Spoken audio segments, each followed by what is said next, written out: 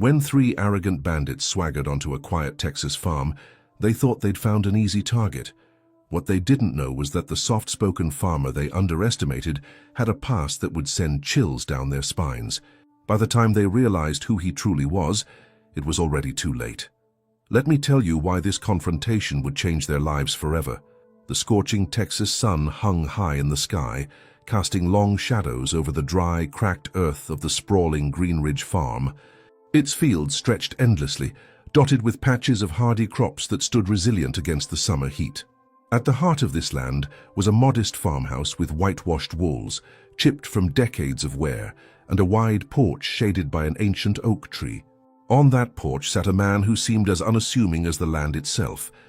Henry Hank Callahan was a man of few words. At 62 years old, his leathery skin and silver-streaked hair told the story of a life spent battling the elements. Dressed in worn denim overalls and a simple white shirt rolled up to his elbows, he looked every bit the humble Texas farmer. But behind his calm exterior lay a history that not even his closest neighbors fully knew. Hank was a veteran of a war most had long forgotten, and a sharpshooter whose skill had once earned him the nickname Deadeye Callahan. Hank sat quietly, sipping his black coffee, his eyes scanning the horizon like they always did, a habit he'd never lost.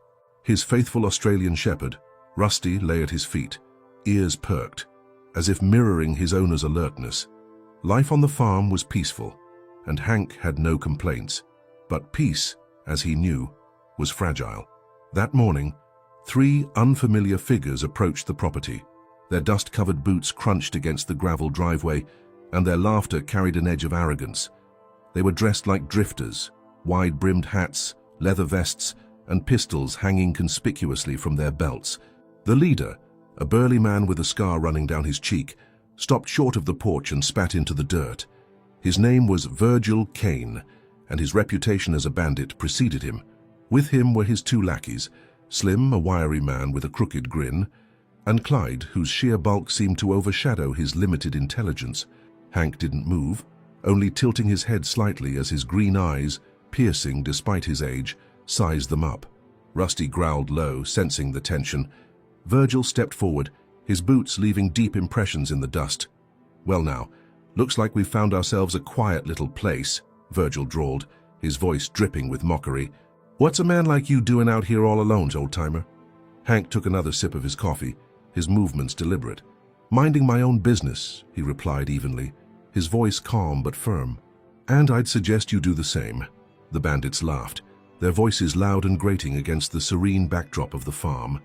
Slim leaned forward, pointing at the crops. "Ain't much business to mind out here. Seems like you could use some help. Maybe the kind we can provide, for a price, of course." Hank placed his mug down on the porch rail, his gaze unwavering. "Don't need help," he said simply. Virgil's smile twisted into something darker. "Now, see, that's where you're wrong. Everybody needs a little protection. Otherwise, bad things can happen." Rusty growled again, louder this time, and Hank placed a steady hand on the dog's head. "You're trespassing," he said, his tone unchanged. "Turn around and leave. That's my advice." The bandits exchanged amused glances, their arrogance blinding them to the subtle warning in Hank's voice. Clyde cracked his knuckles, stepping forward. "And what if we don't, old man? You gonna make us?" Hank didn't flinch. His hand drifted lazily to the armrest of his chair, his movements as calm as ever. "You boys don't know what you're stepping into," he said, his voice low but carrying an edge that made Rusty's growl seem like a whisper. Virgil sneered, drawing closer.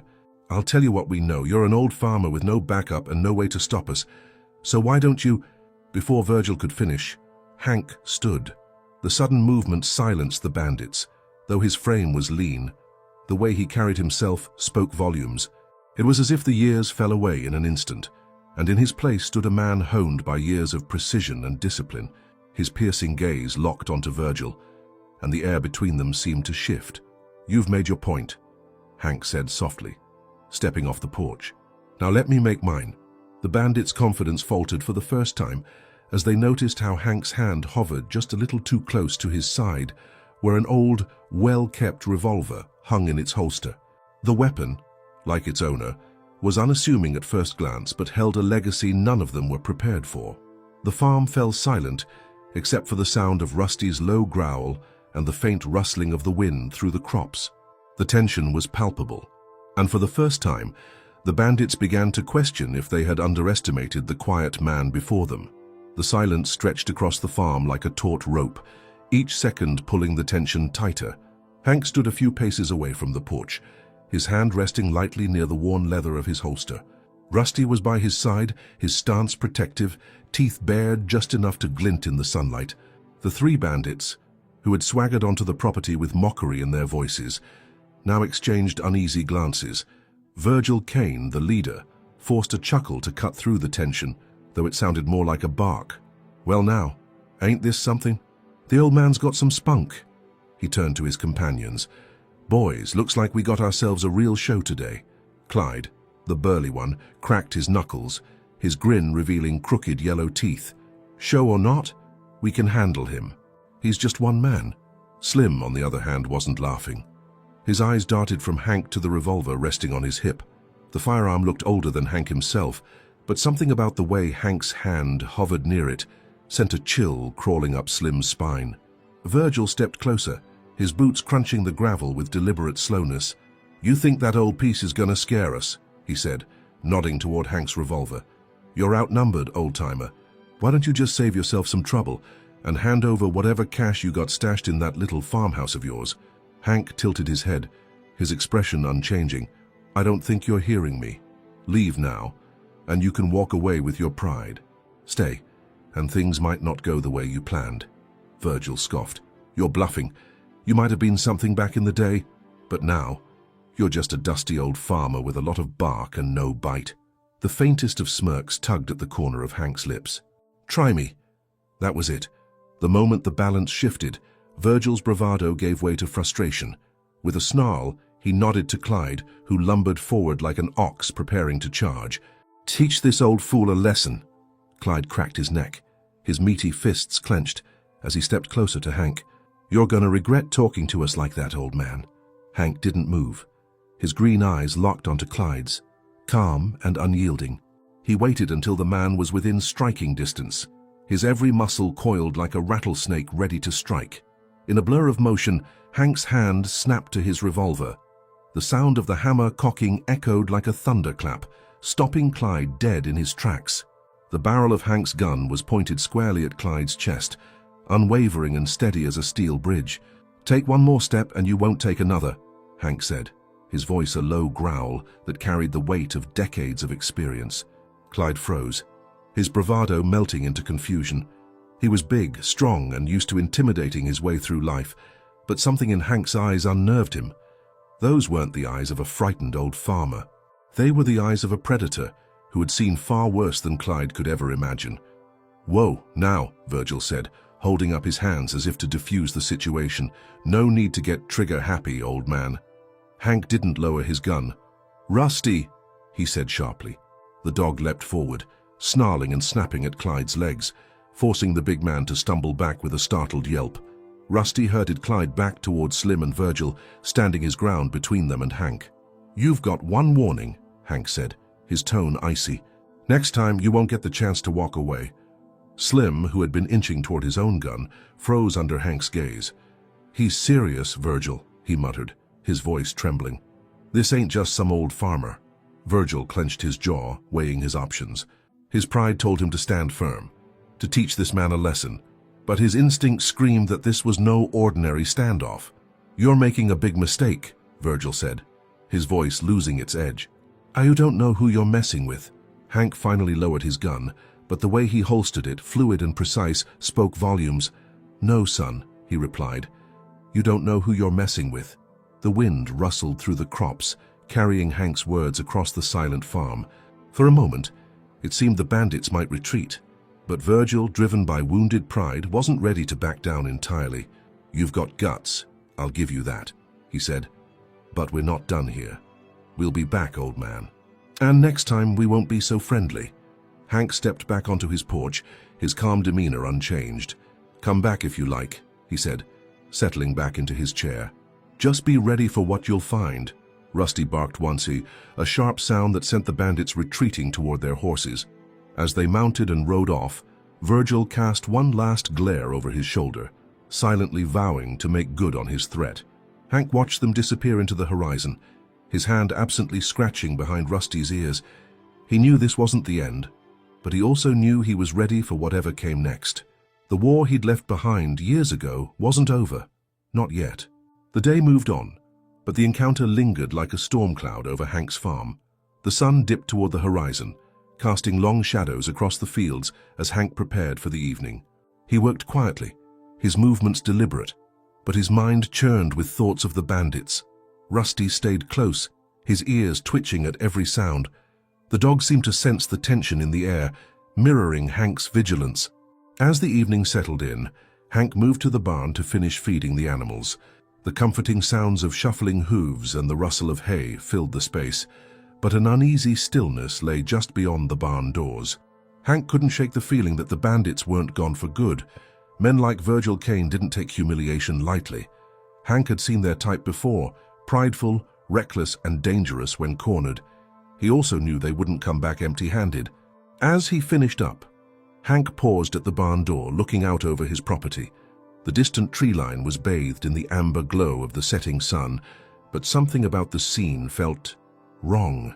He squinted, his sharp eyes scanning the horizon. That's when he saw it, a faint plume of dust rising above the trees, moving toward the farm. Hank's jaw tightened. They were coming back, and it looked like they weren't alone. He stepped back into the barn, his hands moving with practiced precision. The weapons he'd kept hidden for years were still there, wrapped in oilcloth and tucked away in a corner. He unwrapped the rifle first, running his fingers over the cold steel. It was an older model, but Hank had kept it in pristine condition, just in case. Next came the revolver, a .45 Colt with a grip worn smooth from years of use. As he loaded the weapons, the memories came rushing back. Combat missions in foreign deserts, split-second decisions, the weight of life and death in his hands. He had left that life behind, but it seemed fate wasn't done with him yet. The sound of hooves on gravel pulled Hank from his thoughts.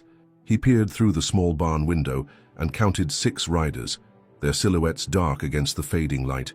Virgil Kane rode at the front, his salt-and-pepper beard catching the last rays of sunlight. Beside him was Clyde, looking even more brutish with a shotgun slung across his back.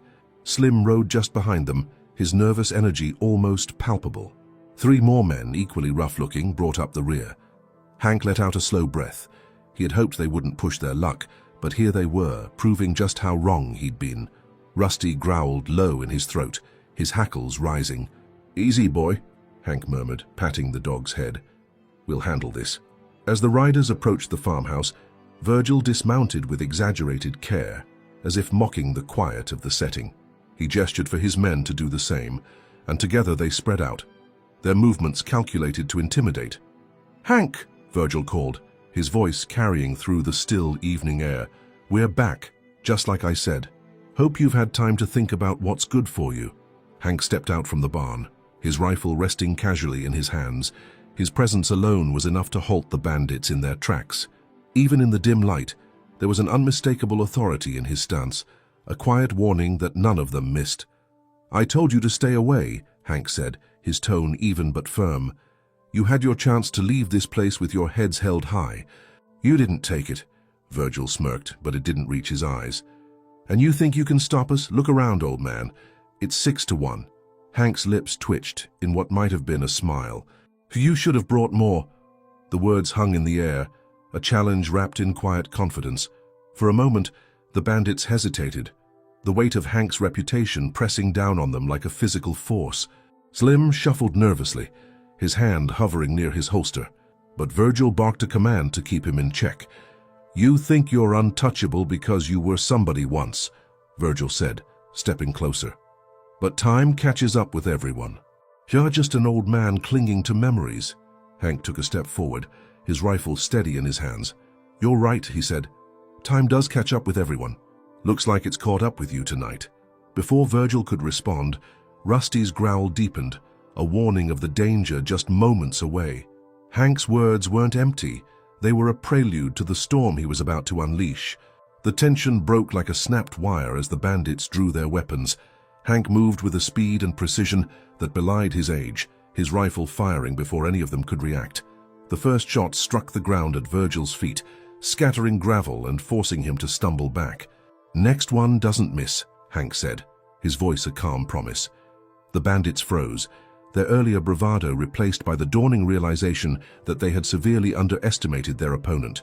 The stillness that followed Hank's warning shot was deafening. The bandits, who had arrived with laughter and cocky swagger, now stood rooted in place, and their earlier confidence crumbling like dry leaves. Virgil Kane's hand hovered near his revolver, his eyes darting between Hank and the men behind him. The smirk he had worn so easily was now replaced by a grim set to his jaw. Clyde, who prided himself on being the muscle of the group, took a half-step forward, his fists clenched. "You're bluffing, old man," he growled. Though the quaver in his voice betrayed his uncertainty, Hank didn't flinch. His green eyes locked on Clyde with a calm intensity that was more unnerving than any shout. "Son," Hank said evenly, "if I wanted you on the ground, you'd already be there. Don't test me." Slim shifted uneasily, the barrel of Hank's rifle still etched in his mind. He whispered harshly to Virgil, "Boss, this ain't worth it. Look at him. He ain't scared." Virgil shot him a glare. "Shut your mouth." But even Virgil couldn't deny the creeping doubt. Something about Hank, the way he moved, the way he handled his weapon, felt all wrong for a simple farmer. "Here's what's going to happen," Hank said, his voice cutting through the night like a blade. "You're going to take your boys and leave my land. You're going to keep riding until I can't see the dust from your horses, and you're not going to come back." Rusty growled low, his stance rigid and his teeth bared. The dog's loyalty was absolute, and his presence only added to the sense of danger emanating from Hank. Virgil chuckled, though it was a hollow sound. "You think you're the law out here. We've taken down plenty of men tougher than you. You're just one man." Hank's lips twitched in a faint smile. "I've been just one man in worse places than this." Slim's unease was growing by the second. "Virgil, we should go. He ain't normal. He's got that look." "What look?" Virgil snapped. Slim hesitated, searching for the words. "The look of a man who's done things he don't talk about. The kind of man who don't bluff." Clyde glanced at Slim, his earlier bravado wavering. "He's just an old man with a lucky shot. We can take him." "You want to test that theory?" Hank asked, his tone carrying no malice, just cold certainty. The standoff stretched on, the tension thick as the humid Texas night. Then Virgil's pride got the better of him. He took a deliberate step forward, his hand finally closing around the grip of his revolver. "You've had your say, farmer," he spat. "Now let's see if you can back it up." The second Virgil moved, Hank reacted. His rifle rose with the speed of a striking snake, the barrel trained on Virgil's chest in an instant. Virgil froze, his hand halfway to drawing his weapon. "Don't!" Hank said, the single word carrying a weight that stopped Virgil cold. Clyde growled in frustration. "You can't take all of us. You might get one, maybe two, but the rest of us will put you in the ground." Hank tilted his head, considering the statement. Then he lowered his rifle, setting it against the porch rail. The bandits exchanged glances, confused by the sudden move. "What's this?" Virgil sneered. "Giving up." Hank unbuckled his holster, letting his revolver fall into his hand. He held it loosely at his side as he stepped off the porch, his boots crunching against the gravel. "You want to see what happens when you push a man too far," Hank said quietly. "I'll show you." Clyde smirked, mistaking Hank's calm for weakness. He cracked his knuckles. Finally, a fair fight. Hank didn't respond. He simply raised his revolver and fired. The shot wasn't aimed to kill, but it clipped Clyde's belt, sending his gun skittering into the dirt. The big man staggered back, clutching his side as if he'd been hit. "You've got 3 seconds to pick up your friend and leave," Hank said, his voice low and measured. 3. Clyde stared at him, wide-eyed and furious, but he didn't move. Rusty barked sharply, his hackles raised, ready to leap if needed. 2, Hank said, his gaze sweeping over the group. Slim took a step back, his hands raised. "Virgil," Slim said nervously. "Let's go, he's serious." Virgil clenched his teeth, his pride warring with his survival instinct. Finally, he spat into the dirt and motioned to Clyde. "Get up, we're leaving." Clyde hesitated, then scrambled to his feet, keeping a wary eye on Hank. One by one, the bandits backed toward their horses, their arrogance stripped away. "This ain't over," Virgil said, his voice tight with anger. Hank raised his revolver again, the barrel trained on Virgil's heart. "It is if you're smart." The bandits mounted their horses and rode off into the night, their silhouettes swallowed by the darkness. Hank stood still, watching until the last sound of hoofbeats faded. Only then did he lower his gun. Rusty trotted to his side, wagging his tail. "Good boy," Hank said, scratching the dog behind the ears. "Now let's see if they're dumb enough to come back." The morning after the confrontation, Hank rose early, the Texas sun painting the sky in hues of gold and crimson. The air was thick with the scent of wildflowers and dew-damp earth, but the events of the previous night weighed heavily on his mind. He leaned against the porch rail, sipping his coffee as Rusty lay at his feet, his ears twitching at every distant sound. Hank's gaze drifted toward the barn, where his old truck was parked. The engine needed fixing, and there were fences to mend and fields to plow. The land demanded his attention, but something about the bandits' retreat nagged at him. Men like Virgil Kane didn't just walk away, they regrouped, licked their wounds and returned with a vengeance. He glanced toward the dirt road leading into town, a narrow strip that wound through rolling fields. For years, that road had been a symbol of connection, a link to neighbors, supplies, and the occasional town gathering. Now, it felt like a thread of vulnerability, an open door to trouble. "Hank!" The voice of his neighbor, Clara Dawson, broke through his thoughts. She was jogging up the path, her face flushed with urgency. Clara was in her early 50s, her hands calloused from years of ranch work, but her spirit was as fierce as any gunslinger. "I saw them," she panted, stopping short of the porch. "Saw who?" Hank asked, setting his coffee down. "Virgil and his crew, they're camped out near the old Miller property." She wiped her brow with the back of her hand.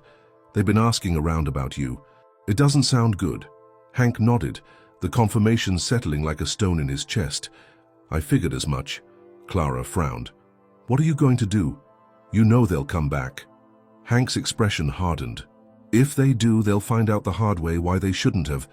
Clara hesitated, then stepped closer. "Hank, you're good, but you're one man.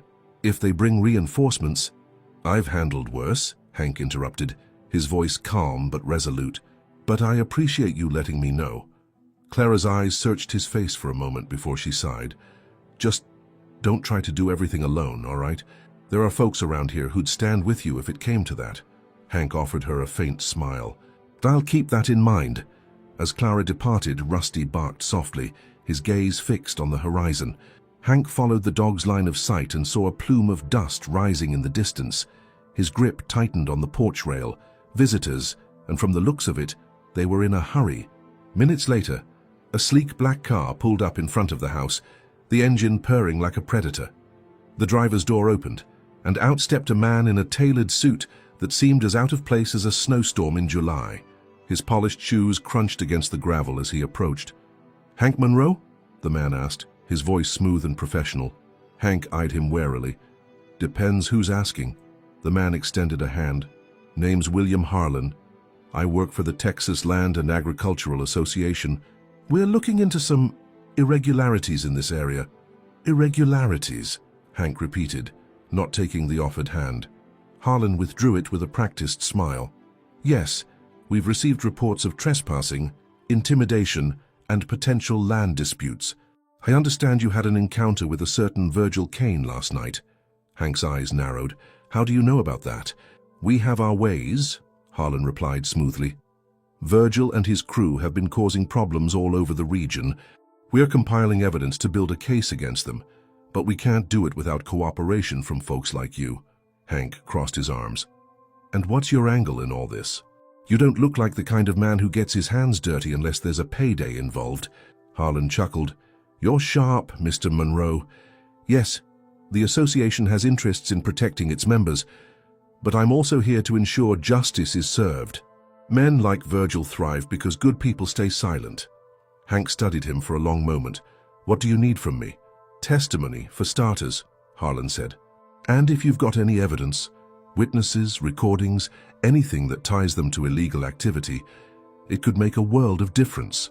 Hank's jaw tightened. "I'll think about it."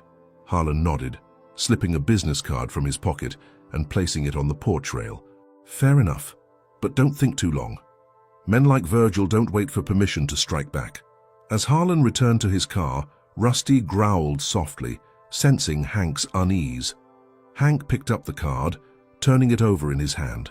It bore the association's logo and Harlan's contact information, but it felt heavier than paper, as if it carried the weight of a decision he wasn't ready to make. That evening, as the sun dipped below the horizon, Hank stood at the edge of his property, staring out at the distant hills. The wind whispered through the tall grass, carrying with it the promise of another storm. This time, though, it wasn't the weather he feared. Night fell over the Monroe farm, and the quiet was both a comfort and a burden to Hank. The land stretched endlessly before him, bathed in moonlight, the familiar landscape now shadowed with uncertainty. He leaned against the fence post near the barn, his thoughts spiraling as he considered the storm brewing around him. Rusty whined softly, nudging Hank's leg, sensing his unease. Hank knelt down, scratching the dog behind the ears. "You've been through a lot with me, haven't you, boy?" Rusty's tail wagged, but his eyes were serious, mirroring Hank's mood. The memory of Harlan's visit earlier that day replayed in Hank's mind. The man's polished words and confident demeanor had unsettled him more than he cared to admit. Trust didn't come easily, not after everything Hank had seen and survived. The thought of testifying, of stepping into a world of lawyers and courtrooms, felt like a betrayal of the quiet life he'd fought so hard to build. But then there was Virgil Kane and his gang. Clara's warning and Harlan's visit had confirmed what Hank already knew. These men wouldn't back down. They'd return, angrier and more dangerous, and it wouldn't just be Hank's fight. His neighbors, his community, they were all at risk. He couldn't stand by and let that happen. The faint sound of gravel crunching under tires pulled Hank from his thoughts. A lone pickup truck approached, its headlights cutting through the darkness. Hank straightened, his hand instinctively brushing against the revolver holstered at his hip. The truck came to a stop, and the door opened to reveal Clara Dawson. She stepped out, her face set with determination, a rifle slung over her shoulder. "Figured you could use some backup," she said, her voice firm but kind. Hank raised an eyebrow. "You know what kind of trouble this could bring you." Clara shrugged. "I've seen trouble before, besides this is my home too. If you think I'm going to sit back while some outlaws try to take it from us, you don't know me as well as you think." Hank allowed a small smile to break through his serious expression. "Fair enough, but it's not just them we've got to worry about. That man from the association stopped by today. Wants me to testify against Virgil." Clara's eyes narrowed. "And you're thinking about it?" "I don't know," Hank admitted. "Feels like inviting more trouble than it's worth." Clara crossed her arms, her voice softening. "Hank, you've been through more than most people can imagine, but this isn't just about you anymore. If standing up to those men keeps them from hurting anyone else, maybe it's worth the risk." Hank looked away, his gaze drifting toward the horizon. "I spent years fighting other people's battles, Clara. Came back here to get away from all that. I don't know if I've got it in me to start another war." Clara stepped closer, placing a hand on his arm. "Maybe it's not about starting a war. Maybe it's about finishing one." Hank met her eyes, and for a moment they stood in silence, the weight of their shared resolve hanging between them. Finally, he nodded. "All right, but if we're doing this, we're doing it smart. No unnecessary risks." Clara smiled. "Wouldn't expect anything less from you." As they spoke, a shadow moved at the edge of the property near the tree line. Rusty growled low in his throat, his body tense. Hank followed the dog's gaze and spotted the faint glint of moonlight on metal. He gestured for Clara to stay behind him, his hand resting on his revolver as he stepped forward. "Who's there?" Hank called, his voice steady but commanding. A figure emerged from the shadows, hands raised in a gesture of surrender. It was a young man, barely out of his teens, with a face marked by desperation and fear. He wore a tattered jacket, and a pistol dangled loosely from his belt. "Don't shoot!" the boy stammered. "I'm not here to cause trouble." Hank kept his weapon ready, but didn't draw. "Then you'd better start explaining why you're sneaking around my property in the dead of night." The boy hesitated, his gaze darting between Hank and Clara. I was part of Virgil's crew, but I didn't sign up for this. I didn't know he was going to go after people like you." Hank's eyes narrowed. "Why are you here?" "I want out," the boy said, his voice cracking. "But you don't just leave a gang like Virgil's. I figured maybe you could help me." Hank exchanged a glance with Clara, who gave a slight nod. "What's your name, son?" "Eli," the boy replied. "Eli Turner." Hank studied him for a moment, weighing the risk. Finally, he motioned toward the barn. "All right, Eli. Let's talk." Inside the barn, Hank lit a lantern, its warm glow illuminating the weathered wooden walls and casting long shadows over the hay-strewn floor. Eli sat on an overturned crate, fidgeting nervously as Rusty lay nearby, his watchful eyes never leaving the young man. Clara leaned against a support beam, her rifle resting at her side. "All right, Eli," she began, her tone firm but not unkind. "If you want help, you need to start talking. What's Virgil planning?" Eli hesitated, rubbing his hands together. "He's mad, real mad. Said he ain't gonna let some washed-up farmer make him look weak." Hank leaned against the workbench, his arms crossed. "How many men's he got?" "About 10, maybe 12, Eli answered. "Most of 'em ain't much more than bullies with guns. But Virgil? He's different. Smart, mean, and he's got connections." "Connections to what?" Hank pressed. Eli swallowed hard. "To people who don't like the law getting in their business. Smugglers, maybe worse. I heard him talking about bringing in reinforcements if things get ugly." Clara exchanged a glance with Hank, her expression grim. "Sounds like he's not planning to back down." "No, ma'am," Eli said, shaking his head. "He's coming here tomorrow night. Said he's going to make an example out of you." The barn fell silent, the weight of Eli's words settling over them. Hank's jaw tightened as he turned his gaze toward the lantern's flickering flame. "Tomorrow night," he murmured. "That gives us a day to prepare." "Prepare for what?" Clara asked. Hank straightened, his voice steady and resolute. "For whatever Virgil brings. If he wants a fight, he'll get one." Eli's eyes widened in alarm. "You don't know what he's capable of. He doesn't just want to scare you. He wants to destroy you." Hank's green eyes locked onto Eli's, calm yet unyielding. "Let him try." Clara stepped forward. "Hank, you can't do this alone." "I won't be," he replied. "But I'm not dragging the whole town into this.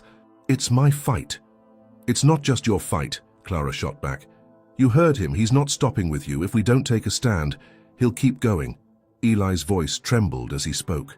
"There's more. He's got dynamite." Both Hank and Clara turned to him, their faces registering the new threat. "Dynamite," Clara echoed. Eli nodded. "He said he'd use it if he had to. Said he'd blow this place sky high if you didn't give in." Hank exhaled sharply, his mind racing. The stakes had just been raised, and the margin for error had disappeared. "Clara, we'll need to fortify the property, lock down anything that can catch fire and block off easy access points." "Eli, you're gonna help." "Me?" Eli asked, his voice cracking. Hank stepped closer, his gaze steady. "You want out of Virgil's gang? You start by proving you're not like them. You help me protect this farm." Eli nodded reluctantly. "All right. What do you need me to do?" "We'll start with the perimeter," Hank said, motioning toward the door. "Set up barriers, lay traps if we have to. Clara, check the ammunition stash in the house. Make sure we've got enough." As they moved to leave the barn, Clara stopped and turned back to Hank. "What about the law? Shouldn't we call someone?" Hank shook his head. "No time. By the time they get here, it'll be over. We handle this ourselves." Eli hesitated at the threshold, his eyes darting nervously toward the darkened landscape. "What if they're already watching?" "They probably are," Hank admitted. "But that works both ways. Let 'em see we're not scared." The trio spent the next several hours preparing the property. Hank and Eli worked in tense silence, setting up makeshift barricades and securing weak points around the farm. Clara checked and reloaded every weapon they had, her resolve growing stronger with each passing moment. As dawn approached, the air seemed charged with anticipation. The farm, once a picture of tranquility, now resembled a fortress. Hank stood on the porch, surveying their work with a critical eye. Rusty sat at his feet, ears pricked and alert. Clara joined him, exhaustion etched on her face. "We've done all we can," she said quietly. Hank nodded. "Now we wait." In the distance, the faint sound of engines broke the pre-dawn stillness. Clara tensed, gripping her rifle. "They're coming." Hank's expression hardened, his hand resting on the revolver at his hip. "Let 'em come." The sun rose sluggishly over the horizon, its rays casting long, jagged shadows across the farm. Hank, Clara, and Eli gathered on the porch, the weight of the coming confrontation hanging heavy in the crisp morning air. The night's preparations had fortified the farm, But as the sound of distant engines grew louder, the tension thickened like a storm cloud. Hank adjusted his hat, his eyes narrowing as he scanned the tree line. "Eli," he said, his voice calm but commanding. "What else do we need to know about Virgil's men? Who's coming with him?" Eli hesitated, the weight of his betrayal evident in his trembling hands. "Virgil doesn't just bring the usual thugs for something like this. He's got a guy named Red on his side, a sharpshooter. Best shot I've ever seen." "Better than me," Clara interjected, her tone sharp, challenging. Eli glanced at her, unsure how to answer. "Maybe.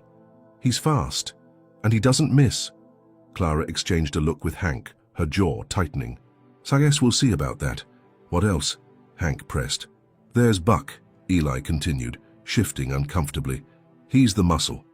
Big as a bear and twice as mean. He doesn't think, just does what Virgil says." Hank nodded, filing away the information. "And the dynamite," Eli swallowed hard. "Virgil keeps it with him. He won't use it right away, but if he thinks he's losing, he won't hesitate." Clara frowned. "He's bringing it here. Isn't that risky for him?" Eli shrugged. "Virgil's not the kind of man who worries about risks. He likes having the upper hand." Hank's lips pressed into a thin line. "Then we take that upper hand away." The sound of engines grew louder, the low rumble vibrating through the earth. Rusty barked sharply, his ears pinned back as he paced the porch. Clara raised her rifle, checking the sights one last time. "They're close." Hank turned to Eli. "You stay out of sight. If things go south, you know where the cellar is. Don't come out until it's safe." Eli hesitated, then nodded. I'm sorry," he said quietly. Hank rested a hand on the young man's shoulder, his grip firm. "You made your choice. Now stand by it." Eli slipped into the house, leaving Hank and Clara alone on the porch. The first of Virgil's men came into view, their trucks kicking up dust as they rolled down the dirt road. 3 vehicles, each packed with armed men, came to a halt just outside the gate. The lead truck's door opened, and Virgil stepped out, his tall frame cutting an imposing figure in the morning light. Virgil's voice boomed across the farm. "Morning, Hank! Thought I'd pay you a visit." Hank stepped off the porch, his boots crunching against the gravel. "So you've been visiting enough folks lately, Virgil. Thought I'd save you the trouble of breaking my door." Virgil chuckled, his grin sharp and humorless. "You've got guts, old man. I'll give you that. But guts don't mean much when you're outnumbered." Clara appeared at Hank's side, her rifle slung across her shoulder. "He's not outnumbered." Virgil's grin faltered briefly before returning, though the spark of unease in his eyes didn't go unnoticed. "Clara," he said smoothly, "still playing sheriff on this dusty old farm?" "Somebody has to," she replied coolly. "You boys get lost, or do we need to show you the way?" Virgil's men laughed, a low, derisive sound that made Clara's blood boil. Hank held up a hand, silencing her before she could say more. "Let's get to the point, Virgil. You came here for something." "I came to teach you a lesson," Virgil said, his voice hardening. "You don't say no to me, Hank. Nobody does." Hank's eyes never wavered. "I guess there's a first time for everything." Virgil gestured to his men, who began spreading out, their weapons gleaming in the sunlight. Clara tensed, her fingers tightening around her rifle. "Careful now," Virgil warned. "We wouldn't want this to get messy." Hank smiled faintly, a dangerous glint in his eyes. "Messy? Virgil, I haven't even started cleaning up yet." Before Virgil could respond, a sharp crack echoed through the air. One of the men near the gate cried out, clutching his leg as he dropped to the ground. Clara lowered her rifle, a satisfied smirk on her face. "Guess Red's not the only one who doesn't miss." The laughter among Virgil's men stopped abruptly, replaced by shouts of alarm as they scrambled for cover. Virgil's grin disappeared entirely, replaced by a snarl. "You're making a big mistake, Hank." "No," Hank said evenly. "You are." From the barn, Eli watched the scene unfold, his heart pounding. He knew the stakes were higher than he had imagined, but as he saw Hank and Clara stand their ground, a flicker of hope ignited within him. The farm erupted into chaos as Virgil's men dove for cover behind their trucks, barking orders and shouting threats. Hank stood his ground near the porch, his hand resting calmly on the revolver holstered at his hip. Clara knelt beside the porch railing, her rifle trained on the gang, her sharp eyes scanning for movement. Virgil's voice roared above the commotion. "You've gone and done it now, Hank. You think one lucky shot's enough to scare us off?" Hank didn't flinch. "Luck's got nothing to do with it, Virgil. But if you want to see just how unlucky you can get, step a little closer." Rusty barked furiously. His hackles raised as the tension reached its breaking point. One of Virgil's men, a wiry figure with a scar running down his cheek, peeked around the side of the truck, his shotgun aimed at the house. Before he could fire, Clara's rifle cracked again, the bullet striking the ground inches from his feet. He yelped, retreating behind the truck. "Next one won't miss," Clara warned, her voice cold and steady. Virgil's second in command, the burly and intimidating Buck, leaned out from behind cover, his shotgun poised. "Boss, we can take 'em. They're just two people." Virgil raised a hand to silence him, his sharp eyes fixed on Hank. "Don't underestimate them, Buck. This ain't their first fight." Hank's voice rang out, calm but laced with authority. "You're right about that, Virgil. And if you keep pushing, it might be your last." The standoff stretched into a tense silence, the farm eerily quiet except for the occasional creak of the windmill and the distant call of a crow. Every man on both sides held their breath, waiting for someone to make the next move. Eli crouched in the shadows of the barn, watched with a mixture of fear and awe. He had never seen anyone stand up to Virgil like this, let alone two people against a dozen armed men. His hands trembled as he gripped the rifle Hank had handed him earlier, the weight of the moment pressing down on him. Suddenly, Red, the infamous sharpshooter Virgil had brought along, emerged from the far side of a truck, his rifle glinting in the sunlight. He dropped to one knee, his sights trained on Clara. Hank noticed him immediately, his sharp instincts kicking in. "Clara, down!" Hank shouted. Clara dove to the side just as Red fired, the bullet splintering the wooden railing where she had been moments before. She rolled to her feet, her rifle coming up as she returned fire. The shot grazed Red's shoulder, making him cry out and retreat behind the truck. "That all you got, Red?" Clara taunted, her voice cutting through the air. "I expected more from someone with your reputation," Red snarled, clutching his shoulder. "You're gonna regret that, little girl." Hank stepped forward, his boots crunching against the gravel. "Virgil, call off your men. You know this ends one way," Virgil sneered. "You think you can win this, Hank? You're outnumbered, outgunned." Hank's eyes narrowed. "Numbers don't mean much when you're up against someone who knows how to use the land." As if on cue, a loud cracking sound echoed from the fence line. One of Virgil's men, trying to circle around the property, triggered a hidden tripwire, sending him sprawling into a patch of thorny bushes. He screamed in pain, struggling to free himself as the thorns tore at his skin. "You rigged the place!" Virgil spat, his fury evident. "Didn't leave much choice," Hank replied. "You brought this on yourself," Buck growled, his patience snapping. "Enough of this." He stepped out from behind the truck, his shotgun raised. Before he could fire, Clara's rifle barked, the bullet striking the ground near his feet. Buck hesitated, his bravado wavering. "You're faster than I thought," he muttered, retreating. Virgil's frustration boiled over. "Fine. You want a fight? Let's finish this." He motioned to his men, and chaos erupted. Gunfire rang out, bullets tearing through the air as the gang made their move. Hank and Clara worked in tandem, their shots precise and calculated. Each bullet found its mark, forcing Virgil's men to retreat further behind their trucks. Eli, still hidden in the barn, clenched his teeth as he watched the firefight. His hands shook, but he knew he couldn't stay in the shadows forever. Taking a deep breath, he aimed his rifle at one of the gang members who was sneaking toward the house. Summoning all his courage, he fired. The shot hit its mark, grazing the man's arm and causing him to drop his weapon. Eli ducked back into the barn, his heart pounding, but a surge of pride coursed through him. He had done it. He had fought back. Virgil's voice roared once more. "You're gonna regret this, Hank. Every last one of you." Hank, calm as ever, responded. "The only regret here is yours, Virgil, for thinking you could come here and leave without a fight." The chaos at the farm had reached its peak.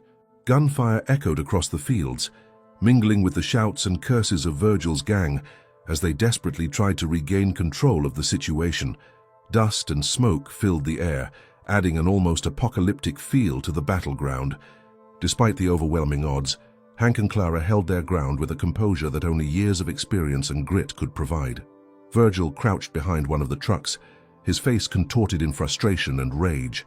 His men were scattered, their confidence waning under Hank and Clara's precise counterattacks. Even Red, his prized sharpshooter, had been neutralized, clutching his bleeding shoulder and glaring at Clara from behind the engine block of the pickup. "Damn it, regroup!" Virgil bellowed, his voice raw with fury. "We're not losing to a couple of farmers." Clara smirked from her position by the porch, her rifle steady as she scanned for movement. "Farmers? That's cute. Let me show you what a real farmer can do." She fired again, the bullet shattering the side mirror of the truck Virgil was using for cover. The glass shards sprayed into his face, and he ducked lower with a furious snarl. From the barn, Eli peeked out cautiously, his rifle still clutched tightly in his trembling hands. He had never been in a real fight before, but something inside him had shifted. He was tired of being afraid, tired of watching others fight his battles. Taking another deep breath, he moved along the shadows, inching closer to the action. Virgil's second-in-command, Buck, made his move, charging toward the porch with his shotgun raised. Clara spotted him instantly and fired, but Buck was quick, dropping low and rolling behind the old water trough. He popped up, his shotgun aimed directly at her. "Hank!" Clara shouted as she ducked, just as Buck fired. The shot hit the railing above her, sending splinters flying. She rolled to the side, raising her rifle to return fire, but Hank was already on the move. With a speed that belied his years, Hank drew his revolver and fired twice. The first shot struck Buck's shotgun, knocking it out of his hands, while the second grazed his thigh, sending him sprawling to the ground. Buck howled in pain, clutching his leg. You old bastard!" Hank stepped forward, his revolver still aimed at Buck. "You came to my land, threatening my family. Be glad I'm giving you a chance to crawl out of here alive." Virgil saw the confrontation and knew he was losing control of the situation. He signaled to the remaining gang members, yelling, "Flank them! Get behind the house!" Two of the outlaws broke off and started circling toward the rear of the property, thinking they could catch Hank and Clara off guard. What they didn't know was that Hank had anticipated this move. He had spent the night before laying traps and securing the perimeter, turning his farm into a fortress. As the outlaws approached the back door, a hidden tripwire triggered a small explosion, sending a cloud of dirt and debris into the air. The men stumbled, disoriented, and Clara took advantage of the chaos, picking them off with two well-placed shots. Eli, now positioned closer to the action, spotted another gang member trying to climb through the barn window. Summoning every ounce of courage, he raised his rifle and fired. The bullet struck the man's arm, causing him to lose his grip and fall to the ground. Eli stepped out of the shadows, his heart racing but his resolve firm. "Not bad for a kid," Clara called out from the porch, her voice carrying a note of pride. "Keep it up, Eli." Hank turned his attention back to Virgil, who was now standing, his pistol drawn. The two men locked eyes across the yard, the years of history between them hanging heavy in the air. "This ends now, Virgil," Hank said, his voice calm but unyielding. "Call off your men and leave, or this won't end well for you." Virgil laughed bitterly, shaking his head. "You think you've won, old man? You think taking me down will change anything? There's always someone else ready to take my place." Hank's grip on his revolver tightened. "Maybe, but they won't be you. And they'll know what happens when you mess with the wrong people." The tension was palpable as the two men faced off. Around them, the remaining gang members hesitated, their confidence shattered. The once mighty force of the outlaws had been reduced to a handful of frightened men, their leader now standing alone against the unwavering determination of Hank and Clara. The sun dipped lower in the sky, casting long shadows across the yard. The stage was set for the final confrontation, the moment that would decide the fate of everyone involved. The yard fell into an eerie silence, broken only by the faint creak of the windmill turning in the breeze. Virgil stood his ground, his pistol gripped tightly in his hand. His chest heaved, anger and desperation etched across his face. Hank, standing firm on the porch steps, kept his revolver steady, his calm demeanor unshaken by the tension crackling in the air. "Last chance, Virgil," Hank said, his voice low and steady. "Walk away while you still can."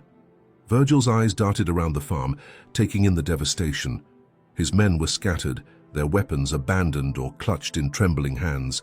Clara's rifle remained trained on him, unwavering, and Eli stood by the barn, his grip on the rifle steady, despite the sweat dripping down his face. "You think you've beaten me, Hank?" Virgil spat, his voice dripping with venom. "You don't know what's coming. You can't fight the whole world." Hank's lips curved into a faint, knowing smile. "I don't need to fight the world, just you." Virgil's hand twitched, and for a split second, time seemed to freeze. Hank's sharp eyes caught the movement, and with a reflex honed by years of experience, he moved first. His revolver barked, the shot splitting the tense silence. Virgil's gun flew from his hand as the bullet struck true, sending him reeling backward with a cry of pain. Clara shifted her aim instantly, covering the remaining gang members who now stood frozen, their will to fight completely gone. "Anyone else want to test their luck?" she called out, her voice sharp and cold. The outlaws exchanged nervous glances, their bravado evaporating under the weight of their losses. One by one, they began to drop their weapons, raising their hands in surrender. Hank descended the porch steps slowly, his boots crunching against the gravel. He approached Virgil, who was sprawled on the ground, clutching his bleeding hand. The once fearsome leader of the gang now looked pitiful, his defiance replaced by fear and defeat. "You could have walked away, Virgil," Hank said, his voice carrying a note of sadness. "But you chose this." Virgil glared up at him, his lips curling into a bitter sneer. "You think this is over? You think taking me down changes anything?" "It changes everything," Hank replied, "because now people like you will think twice before coming after us." Eli emerged from the barn, his rifle still in hand but lowered. He hesitated for a moment before stepping closer to Hank, his expression a mixture of awe and determination. "Mr. Hank, what do we do now?" Hank glanced over his shoulder at Clara, who was keeping a watchful eye on the surrendered gang members. "We make sure they don't come back." "On it," Clara replied, motioning for the outlaws to move toward the fence line. "Get moving. And if I see any of you around here again, I won't miss next time." Virgil struggled to his feet, his injured hand cradled against his chest. "This ain't over, Hank," he muttered, his voice shaking. "You've made a powerful enemy." Hank took a step closer, his piercing gaze locking onto Virgil's. "No, Virgil, I've just made it clear that you don't mess with this family." With a resigned sigh, Virgil stumbled toward the fence line, joining his defeated crew. Clara kept her rifle trained on them, ensuring they didn't try anything foolish. Rusty barked loudly, his growl a final warning as the gang disappeared into the distance. As the dust settled, the tension in the air began to dissipate. Hank turned to Clara, a small smile breaking through his usually stoic expression. "Good work, Clara. You handled yourself like a pro." She lowered her rifle, a satisfied grin on her face. "Didn't have much of a choice, did I?" Eli approached cautiously, his rifle hanging loosely by his side. I think I hit one of them," he admitted, his voice trembling slightly. "I wasn't sure I could do it." Hank placed a reassuring hand on his shoulder. "You did what needed to be done, Eli. You stood up for what's right. That's what matters." The young man nodded, a flicker of pride crossing his face. He had proven to himself that he was stronger than he thought, and the experience had left an indelible mark on him. The group stood together in the fading light of the evening, the farm now quiet once more. The sun dipped below the horizon, casting a warm glow across the land. Despite the chaos and destruction, there was a sense of peace settling over the homestead, a hard-won victory that would not be forgotten. Hank looked out over the fields, his expression thoughtful. "They'll talk about this, you know," he said, his voice low. "The town, the folks around here, word will spread." Clara chuckled, slinging her rifle over her shoulder. "Let 'em talk. Maybe it'll keep the next bunch of fools from trying something stupid." As the stars began to twinkle in the darkening sky, the group retreated to the house. Inside, the warmth of the fire and the smell of Clara's cooking welcomed them, a reminder that even in the face of danger, life carried on. The farmhouse radiated a quiet warmth as the group gathered around the dining table. The comforting glow of the oil lamp flickered softly, casting shadows across the wooden walls. The tension that had gripped them earlier had given way to a collective sense of relief and accomplishment. They had stood their ground and protected their home, a testament to their resilience and unity. Clara set a steaming pot of stew in the center of the table, her expression a mixture of exhaustion and triumph. "Dinner's ready," she announced, her voice carrying a rare note of lightness. Eli eagerly took his seat, his hunger sharpened by the day's events. "This smells amazing," he said, his tone filled with genuine gratitude. "Thanks, Clara." Hank, who had been silently tending to his revolver by the fire, joined them at the table. His movements were deliberate, each step heavy with the weight of reflection. He looked around at the faces of the people who had stood beside him: Clara, fierce and unyielding, and Eli, whose bravery had grown in the crucible of danger. "This family," Hank began, his voice steady but laced with emotion, "is more than just blood. It's built on trust, loyalty, and standing up for what's right. What we did today, it wasn't just about protecting this farm. It was about showing those men, and anyone else, that we won't be pushed around." Clara nodded, her jaw set with determination. They picked the wrong family to mess with, that's for sure. But it wasn't just them we showed. The whole town will hear about this, and they'll know we're not afraid to stand up for what's ours. Eli, who had been quietly listening, finally spoke. "I didn't think I had it in me," he admitted, his voice tinged with self-doubt. "But when it came down to it, I couldn't let them win. Not here. Not against us." Hank reached across the table, placing a firm hand on Eli's shoulder. "Courage doesn't mean not being afraid, Eli. It means doing what's right even when you are. Today you proved to yourself and to us what you're capable of." Eli smiled faintly, a flicker of pride breaking through his uncertainty. For the first time, he felt like he truly belonged, not just as a helper on the farm, but as part of something bigger. As the conversation ebbed and flowed, the aroma of the stew mingled with the crackling of the fire, creating an atmosphere of comfort and resilience. Outside, the moon cast its gentle light over the farm, illuminating the scars of the battle that had taken place earlier that day. The windmill creaked softly, and Rusty's occasional bark punctuated the quiet, a sentinel watching over the homestead. Clara leaned back in her chair, her gaze fixed on Hank. "So what now? Think they'll come back?" Hank shook his head slowly, a faint smile tugging at his lips. "They won't. Not after today. Virgil and his crew might be arrogant, but they're not stupid. They know better than to cross us again." "And if they don't," Clara pressed. Hank's expression hardened, a glint of steel in his eyes. "Then we'll remind them, just like we did today." The room fell silent for a moment as the weight of his words sank in. It was a quiet, unspoken understanding. This family was prepared to do whatever it took to protect their home and each other. As the meal came to an end, Clara stood and began clearing the table, while Eli stoked the fire. Hank remained seated, his gaze distant as he considered the events of the day. The farmhouse had been their sanctuary for years, and now it was also a symbol of their strength and resolve. Before retiring for the night, Hank walked out onto the porch, the cool night air a welcome contrast to the warmth inside. He leaned against the railing, his eyes scanning the horizon. The faint glow of the town's lights flickered in the distance, a reminder that their actions would ripple far beyond the farm. Clara joined him a moment later, her arms crossed as she leaned beside him. "You think they'll remember this day?" she asked, her voice quiet but firm. "They'll remember," Hank replied, his tone resolute, "and so will we." Clara nodded, her lips curving into a small, satisfied smile. "Good." The two stood in companionable silence, their gazes fixed on the vast expanse of land stretching out before them. It was a place of hard work, sacrifice, and now undeniable triumph. They had faced down a storm and emerged stronger, their bond as a family fortified by the trials they had endured. This is more than just a story about defending a farm. It's about the strength we all have within us, the courage to stand up for what matters most.